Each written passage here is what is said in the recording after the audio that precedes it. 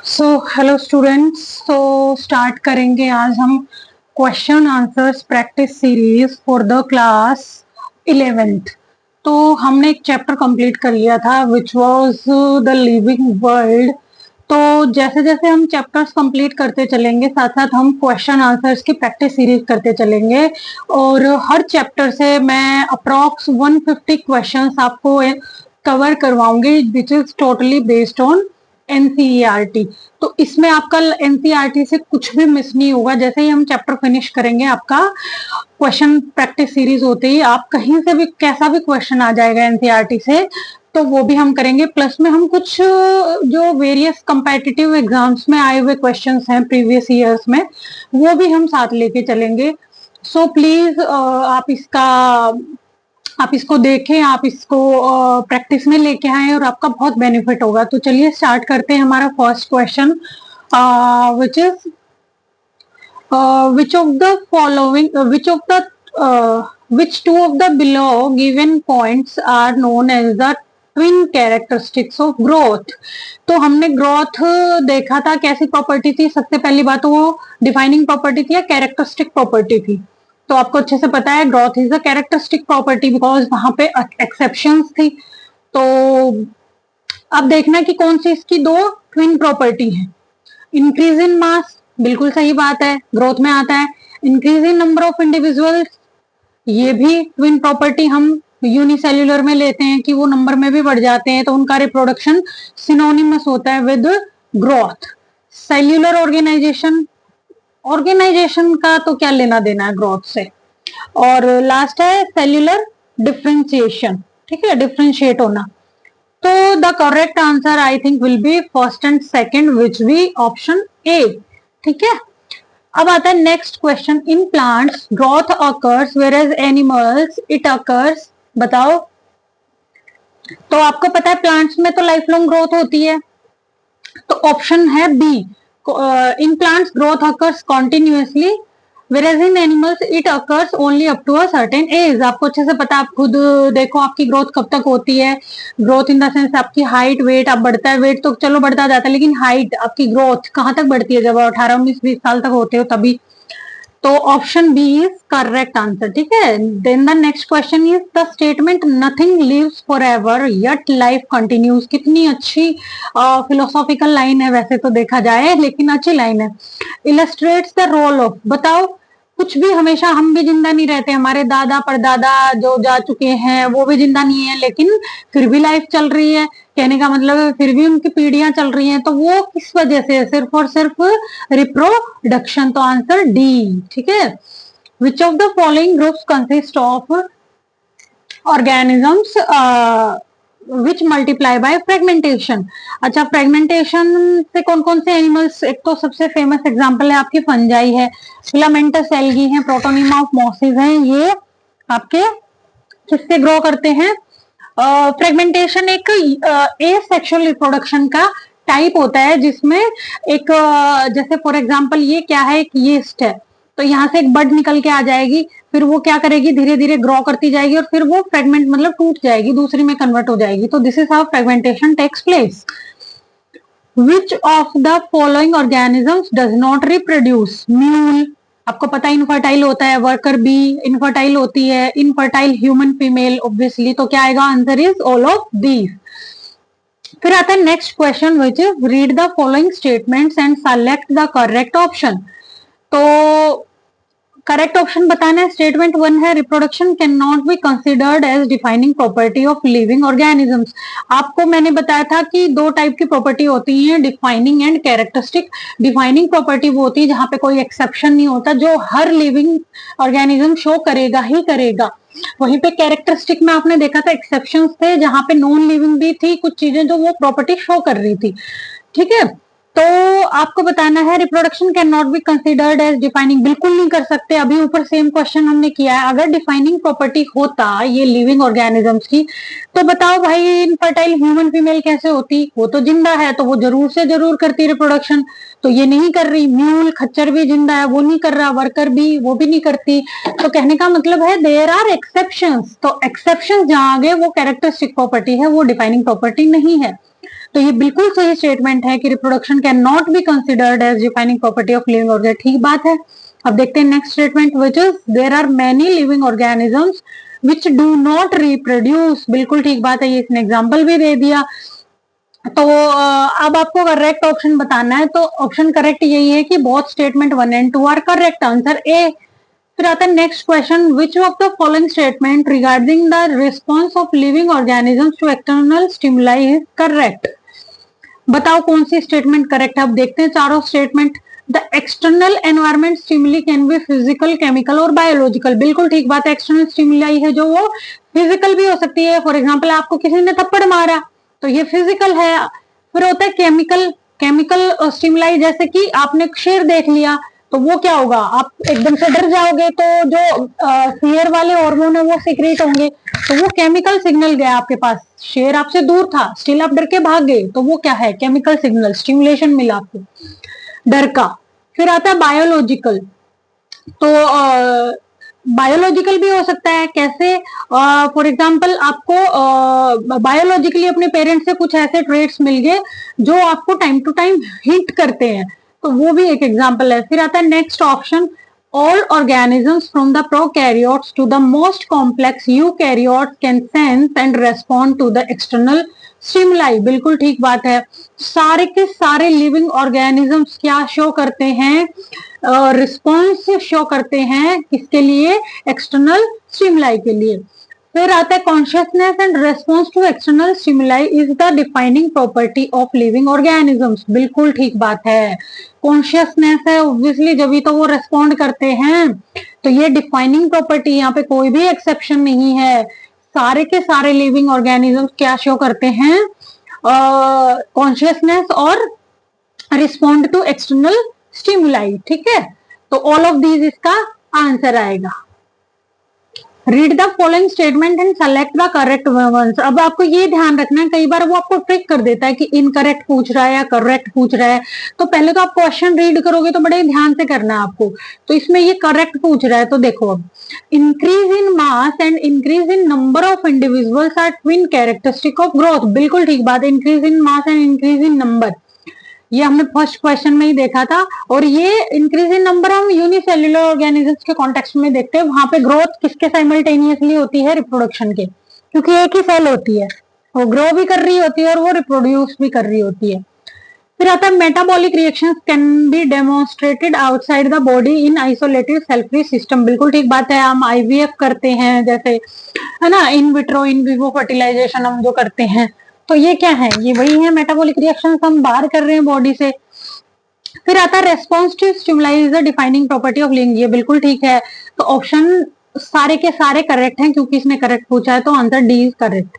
फिर आता है next question, a living organism is unexceptionally differentiated from a non living structure on the basis of, बताओ, reproduction, growth and movement. बिल्कुल growth and movement तो हम बोल ही नहीं सकते, क्योंकि ग्रोथ है वो नॉन लिविंग भी शो करते हैं, इसीलिए तो कैरेक्टरिस्टिक प्रॉपर्टी है। भाई पहाड़ के ऊपर ढेर चढ़ गया मिट्टी का या और बर्फ जम गई तो उसकी हाइट बढ़ गई तो ग्रोथ होगी ना, तो ये तो हो ही नहीं सकती डिफाइनिंग प्रॉपर्टी, तो इसके बेसिस पे हम डिफरेंशिएट नहीं कर सकते। इंटरेक्शन विद एनवायरमेंट, ये भी ठीक बात है। अनएक्सेप्शनली कहने का मतलब जहां पे एक्सेप्शन ना हो, ठीक है, तो रिप्रोडक्शन के बेसिस पे तो हम अनएक्सेप्शनली नहीं कर सकते भाई डिफरेंशिएट, यहाँ तो है एक्सेप्शन, क्योंकि यहाँ पे कई लिविंग है जो नहीं करते रिप्रोडक्शन, तो एक्सेप्शन है। इंटरेक्शन विद एनवायरमेंट, रिस्पॉन्सिवनेस, ये स्टेटमेंट ट्रू है, ठीक है, रिस्पॉन्ड कर रहे हैं, कहीं कर रहे हैं, कहीं नहीं कर रहे हैं, ठीक है, नॉन लिविंग नहीं करते, लिविंग सबके सब करते हैं, तो रिस्पॉन्सिवनेस के बेसिस पे, ठीक है। अब आता है क्या, विच of the following sets does not contain defining characteristic of living organisms. Growth and reproduction नहीं होती है, कैरेक्टरिस्टिक प्रॉपर्टी होती है, तो इसने पूछा defining. Metabolism and cellular level of organisation, response ये भी होता है, रिस्पॉन्स टू स्टिमुलाई कौन, ये भी ठीक है, तो ये नहीं करता सिर्फ, तो इसने पूछा डज नॉट, तो ये है ग्रोथ एंड रिप्रोडक्शन।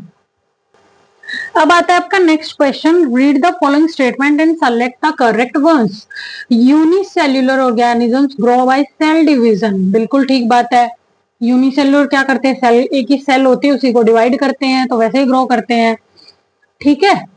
फिर आता है क्योंकि ग्रोथ और सेल डिवीजन इनके साइमल्टेनियस होते हैं यूनिसेल्युलर के।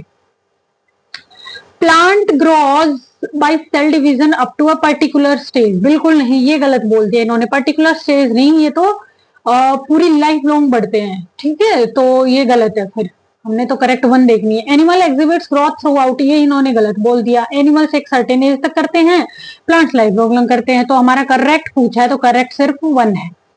फिर next question, read the given statements and state which ones are true and which one are false. In single celled organism reproduction is synonymous with growth, बिल्कुल सही बात है, मैंने अभी बताया था।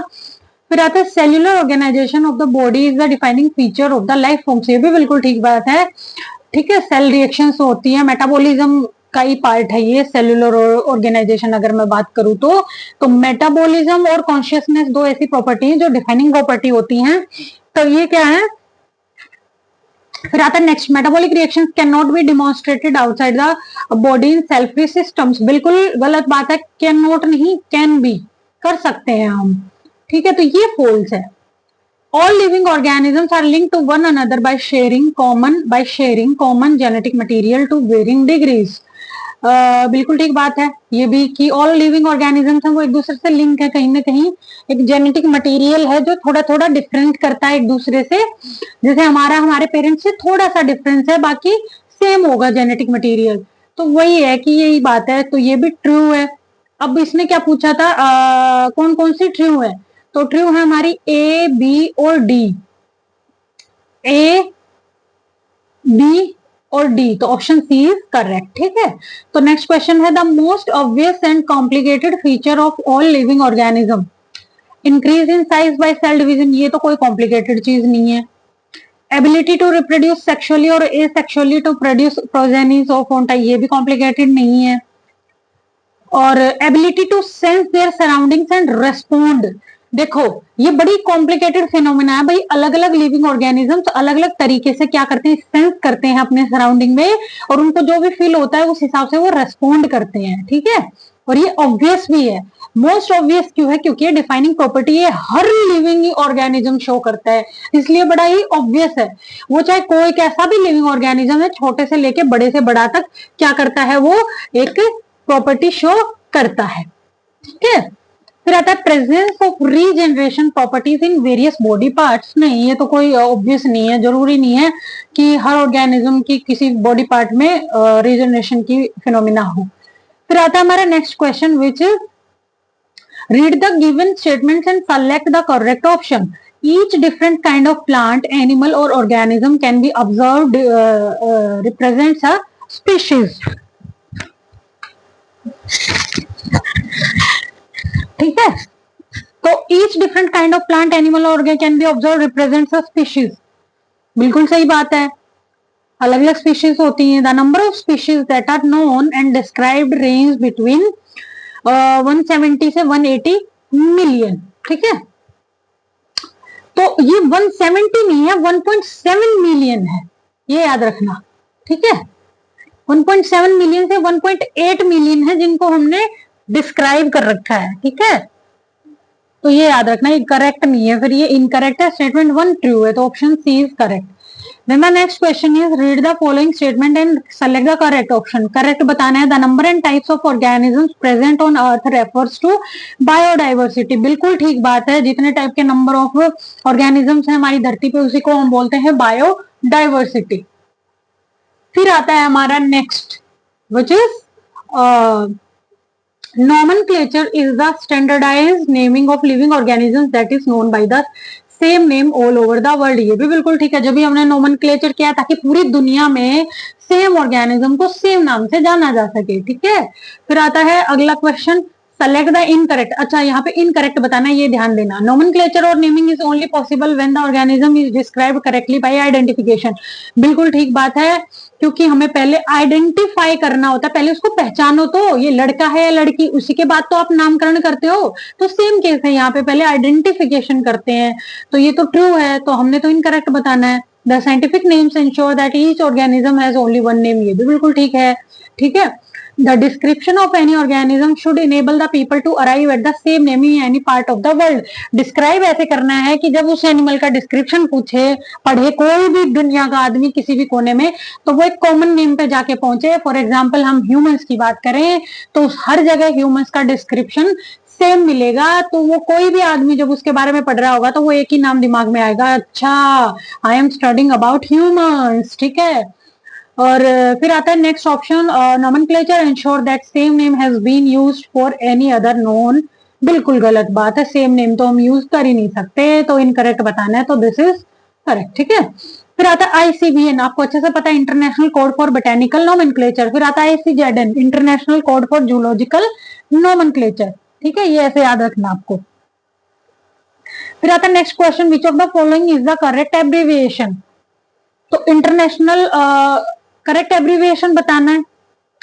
आईसीबीएन है, इंडियन कोड नहीं है, ये ध्यान रखना है, ऐसे ट्रिक करते हैं। इंडियन नहीं है, इंटरनेशनल है भाई, पूरी दुनिया का, तो ये गलत है। करेक्ट बताया आईसीजेड, इंटरनेशनल कोड ऑफ जूलॉजिकल, ये ठीक है। फिर आईसीबीएन इंडियन कोड नहीं, इंटरनेशनल कोडिंग फॉर नहीं, कोडिंग नहीं है, कोड है, तो ये अच्छे से ध्यान रखना, इस पर क्वेश्चन बनता है, international code for zoological nomenclature. फिर आता है next question, which of the following holds true for scientific क्या nomenclature, naming of living organisms in English language. आप बताओ ये ट्रू है क्या? बिल्कुल नहीं है, हम इंग्लिश में नहीं करते, लैटिन लैंग्वेज में हमने किया है सबका नाम, और Latin is a dead language, ये भी मैंने बताया था, ताकि किसी के साथ भेदभाव ना हो। डेड लैंग्वेज है, उसको कोई यूज नहीं कर रहा आजकल, तो पार्शियलिटी नहीं लगेगी कि हमारी लैंग्वेज को इन्होंने इंटरनेशनल लैंग्वेज बना दिया या ये वो। ठीक है, फिर आता है next question, naming of particular organism by the same name all over the world. बिल्कुल ठीक बात है, ये नहीं कि जब इंटरनेशनल नेमिंग कर ही रहे हैं हम किसी की, तो वो ऐसा नाम होगा जो पूरी दुनिया में सेम होगा, ये थोड़ी है कि अलग अलग है, फिर तो वो चक्कर ही खत्म है। Naming of living organism in such a manner that it may cause less confusion.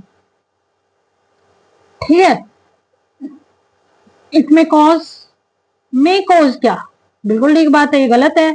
मे क्या, बिल्कुल श्योर है कि हाँ लेस कंफ्यूजन हो, इसलिए तो नेमिंग करते हैं। Naming of living organism in such a manner that may becomes easy to pronounce, नहीं ऐसी कोई बात नहीं है, कंफ्यूजन प्रोनाउंस गलत सही करें हम, नहीं नहीं, इस हिसाब से थोड़ी नाम रखेंगे कि हम बच्चे का नाम चुन्नू रख देंगे कि क्योंकि हम इजीली प्रोनाउंस कर लेंगे इसलिए चुन्नी है, मुन्नी, ये कोई नाम हुए?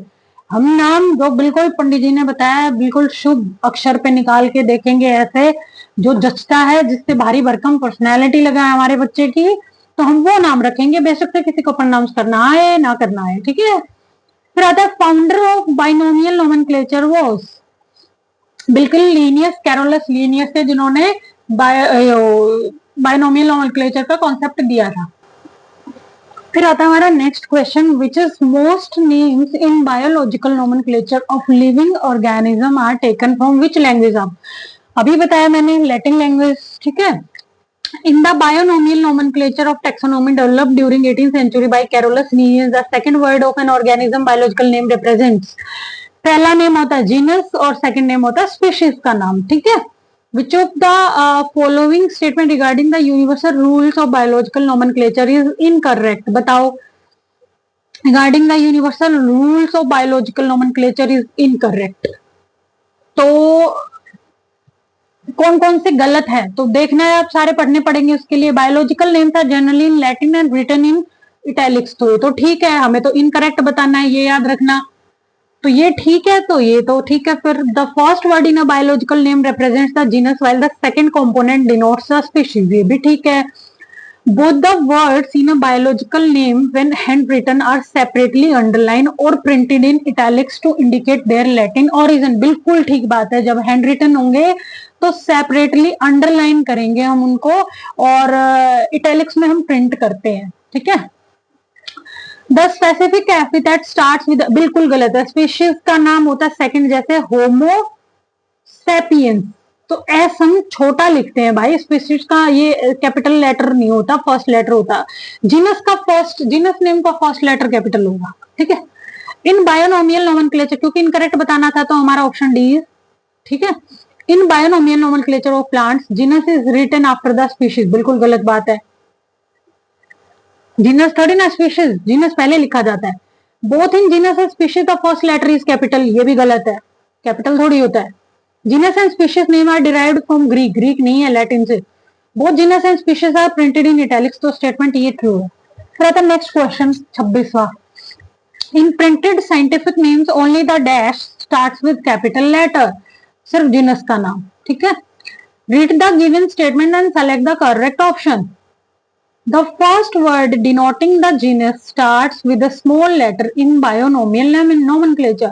बिल्कुल गलत बात है कि फर्स्ट लेटर है वर्ड जो जीनस है और वो स्मॉल लेटर से शुरू नहीं होता, कैपिटल लेटर से शुरू होता है। चलो देखते हैं second statement. The specific epithet starts with, ये इन्होंने उल्टा लिख दिया, कैपिटल गलत है ये, तो दोनों स्टेटमेंट क्या है, incorrect, option B is correct, ठीक है। फिर आता है सेलेक्ट द इनकरेक्ट स्टेटमेंट, आपको इनकरेक्ट स्टेटमेंट देखनी है। The first word in a biological name represents the genus, तो ये तो ठीक है। Both the words in a biological name when handwritten are separately underlined, ये भी ठीक है। Biological names are generally in Greek and written in italics, ये गलत है, ग्रीक में नहीं होते, लैटिन में होते हैं, ठीक है, तो ये गलत है। तो ये ऑप्शन सी क्योंकि इनकरेक्ट पूछा था तो सही है, ठीक है। फिर आता है हमारा क्वेश्चन नंबर 29। देखो, the scientific name of banyan tree is written as ficus, ये जो भी है bengalensis, देख लेना। which is of the following statement is correct regarding this, तो letter L signifies Latin language, नहीं, ये जो कैरोलस लिनेनियस है ना, तो लिनेनियस का एल हम शॉर्ट फॉर्म में लिखते हैं, जो ऑथर जो डिस्कवरर हैं जिस नाम के, तो हम उसका नाम पीछे लिखते हैं शॉर्ट फॉर्म में, एब्रीविएटेड फॉर्म में, तो ये लैटिन नहीं है, ये एल फॉर लिनेनियस, ठीक है। फिर आता the name should be written reverse with been preceding, नहीं, गलत है ये, पहले फाइकस लिखेंगे फिर ये लिखेंगे भाई स्पीशीज का। Letter L signifies the taxonomist Linnaeus, ये ठीक है। इज अ जेनरिक नेम, ये भी गलत है, ये स्पीशीज का नाम है, तो option C is correct. Select the correctly written botanical या जूलॉजिकल नेम। होमो सेपियंस, इसमें क्या गलती है आप बताओ, ध्यान से देखो, इसमें एस कैपिटल है, ये गलत है इसलिए। पाइसम सेटिवम, ये इसने बोल्ड उसमें नहीं लिख रखा इसलिए गलत है, पी भी छोटा लिख दिया। फिर आता है पेंथेरा टाइग्रिस, ये बिल्कुल ठीक है। मैंजीफेरा इंडिका, इसमें आई अगेन कैपिटल लिख दिया जो कि गलत है। फिर आता है classification is the process to ensure that a particular organism is known by the same name, तो बिल्कुल ठीक बात है, क्लासिफिकेशन इसलिए तो करते हैं binomial nomenclature.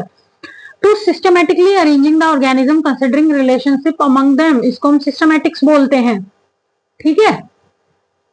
by which anything is grouped into convenient categories based on observable characters, ये क्लासिफिकेशन है कि कैटेगराइज करना, इसके नाम में ही आ गया तो उसी को बोलते हैं क्लासिफिकेशन, ठीक है। फिर आता है next question, the main purpose for the classification of organism, study geography, अच्छा ज्योग्राफी को स्टडी करके हम ऑर्गेनिज्म को क्या क्लासिफाई करेंगे। Locate plant and animals, what nonsense. Establish relationships among organisms, हमें क्लासिफाई करने का एक सबसे बेस्ट चीज ये है कि हम रिलेशनशिप को एस्टेब्लिश करते हैं डिफरेंट ऑर्गेनिजम्स के, कि उनके बीच में कोई एवोल्यूशनरी रिलेशनशिप है या नहीं, या अभी क्या रिलेशनशिप है, कैसे एक दूसरे से बिलोंग करते हैं, ठीक है। अब आता है next question, which is first step in taxonomy.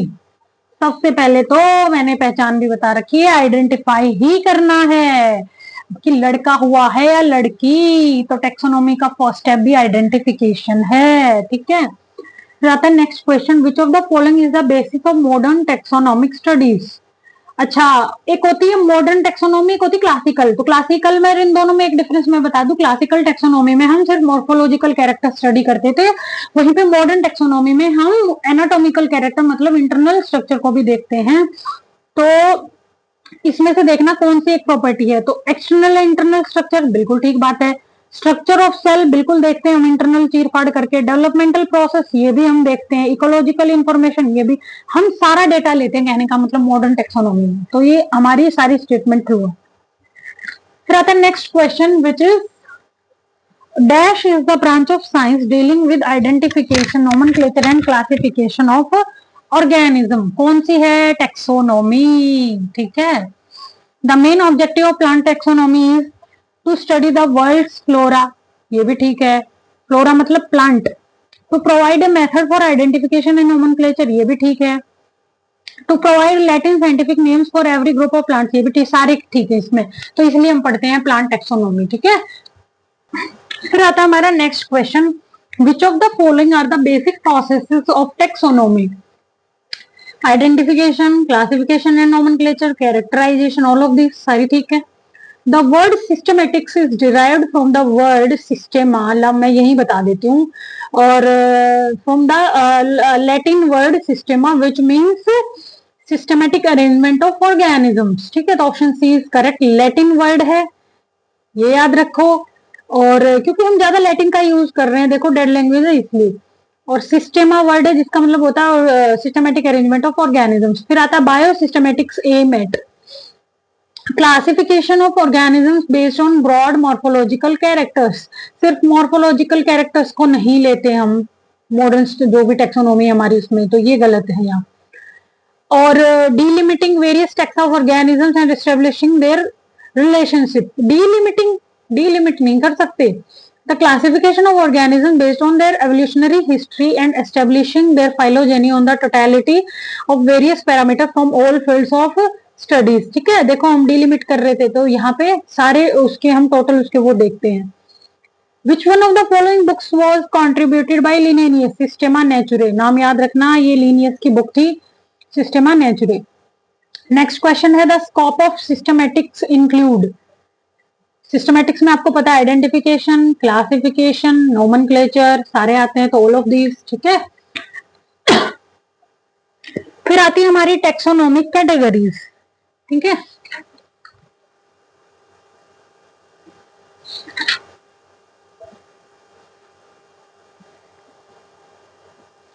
ये करेंगे हम कल। आई थिंक आज के लिए इतना ही इनफ है, तो tomorrow we will do the next